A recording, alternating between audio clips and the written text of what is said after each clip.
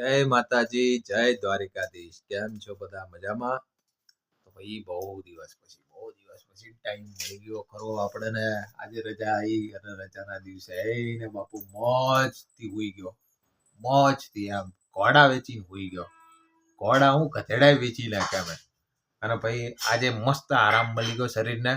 મોજ પડી ગઈ બાપુ. પણ યાર આજે પછી ઉઠવું પડ્યું.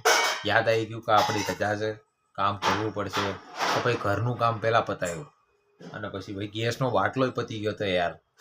તે પહેલાં તો ગેસના બાટલાની વ્યવસ્થા કરી. જો બધાએ બધી વસ્તુ વગર ચાલે, ખાધા વગરે ચાલે, પણ આપણે ગુજરાતી યાર, આપણને છે ને ચા વગર ના ચાલે. દુનિયા આખી આમથી આમ કેમ ના થઈ જાય, આપણે ચા પીવા પહેલાં જોઈએ, બરાબર ને? એટલે પહેલાં તો ભાઈ ગેસના બાટલાની વ્યવસ્થા કરી અને પછી ગેસના બાટલાની વ્યવસ્થા કરીને સૌથી પહેલાં ગોપીને કીધું ચા બનાવી બકાતું. ચા બનાવી, એને ચા પીધી અને પછી ભાઈ જે આનંદ આવી ગયો, હા હા હા હા હા હા, મોજે દરિયો બાપુ, મજા આવી ગઈ. બાકી મારી ઘરવાળી ચા મસ્ત બનાવે છે ખરેખરમાં. કેમ કે એકચ્યુઅલીમાં શું છે કે અમારે છે ને ડીલ થઈ હતી લગ્ન પહેલાં જ મેં એની જોડે વાત કરી લીધી હતી ને એને કહી દીધું હતું કે જો બકા તું એક ટાઈમ ખાવાનું નહીં આપે ને તો ચાલશે, પણ તારે મને ચા પીવડાવવી પડશે.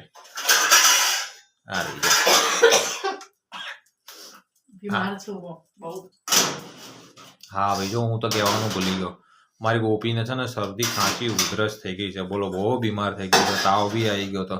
નહીં, હું તો ટેન્શનમાં આવી ગયો તો. બોલો શું કરું?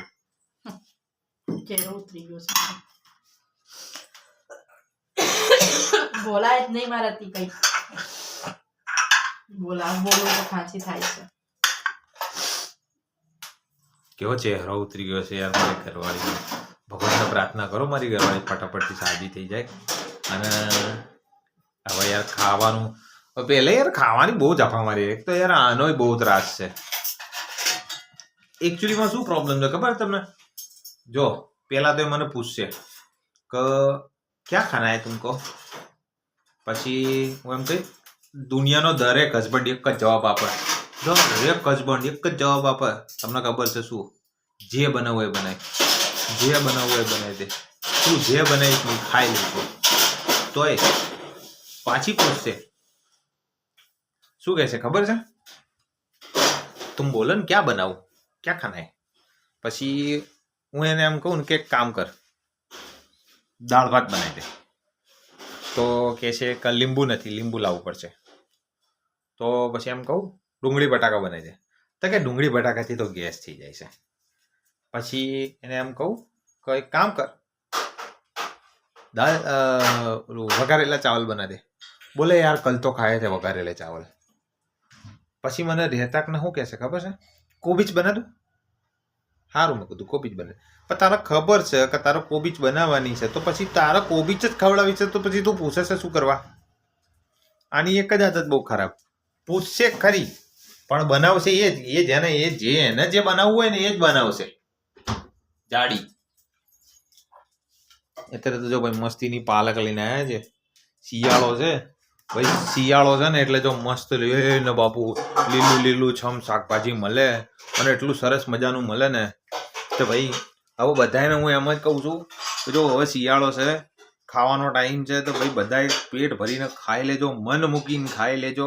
પાછળ ઉનાળો આવશે, ઉનાળામાં કંઈ મળવાનું છે નહીં. ડુંગળી બટાકા સિવાય ડુંગળી બટાકા કોબીજ અને આવું બધું મળવાનું છે. દાળ જ ખાવાની છે આપણે બધાએ. સૌથી વધારે આપણું ફોકસ દાળ ઉપર જ રહે, કારણ કે પ્રોટીન આપણને એમાંથી જ મળે. તો અત્યારે શિયાળામાં સારું શાકભાજી મળતું હોય તો આનંદ મનાઈ લો, એમ પેટ ભરીને ખાઈ લો, બરાબર, સેહત બનાવી લો, પાછળ ઉનાળા માટે ભેગું કરી લો. અને ઉનાળામાં એમ બી જો ઉનાળામાં શું થાય કે પાણી બહુ પીવાય યાર, લિક્વિડ બહુ પીવાય, ઠંડુ પાણી વધારે પીવાય. ઉનાળામાં પરસેવો વધારે થાય અને પાણીની તરસ વધારે લાગે. એટલે છે એકચ્યુઅલીમાં પાણી ખાધા કરતાં છે ને લિક્વિડ વધારે પીવાય. તો અત્યારની તારીખમાં છે ને ઠંડી હોય, હવે ઠંડી અત્યારે શિયાળો ચાલે છે ને, તો શિયાળામાં ઠંડીના કારણે પાણી ઓછું પીવાય એટલે ભૂખ વધારે લાગે. એટલે અત્યારે લોકો ખોરાક એટલા માટે કરે કે ભાઈ અત્યારે છે ને ખાવાનું ખાઈ લેવાનું, ખોરાક કરી લેવાનો અને બોડી બનાવી લેવાની. એટલે ઈચ્છા તો મારી બી એવી છે કે હું બોડી બનાવું, પણ ટાઈમ નહીં મળતો યાર એક્સરસાઇઝ કરવાનો. ડમેસ બધું પડ્યું છે આપણી જોડે, બધી આખી કીટ પડી છે, પણ ટાઈમ નહીં મળતો. આ ઘરની ઉપાધિમાંથી જ ઊંચા નથી આવતા ને શું ટાઈમ કાઢે યાર આમાં. તમે લોકો જોડે ટાઈમ છે, કરો છો એક્સરસાઇઝ? કરતા હોય તો બોમેન્ટમાં લખો લ્યા. તમે લોકો કોઈ કોમેન્ટ નહીં કરતા, કોઈ સારી સારી કોમેન્ટો કરો.